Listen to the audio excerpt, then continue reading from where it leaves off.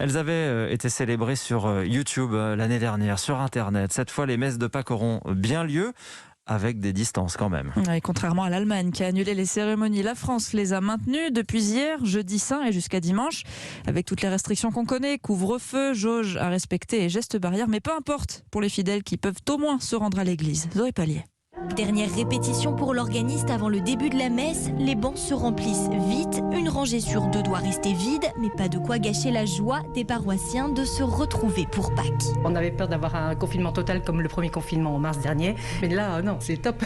C'est pas le même sentiment de voir à la télé et d'être présent à la messe. Même si on est masqué, distancié, on se voit, on se rencontre, on n'est pas chrétien tout seul. Oui, c'est le sens même de notre religion. Après la messe, les sacristains s'activent déjà pour préparer l'office suivant. Là, ici, vous avez les hosties et vous avez le vin. Car pour respecter les jauges, il a fallu faire 2 cérémonies. Dédoublement aussi pour le chemin de croix, animé par le prêtre Nicolas Rosset. D'habitude, on invite les gens à se déplacer sur les 14 stations. Ce sont donc des tableaux répartis tout autour de l'église. Là, pour garder les distances, je leur dirais qu'ils restent à peu près à leur place. Ils bougent pas trop, quoi. Et à cause du couvre-feu, pas de veillée pascale demain soir, remplacée par une cérémonie prévue à 7h dimanche matin.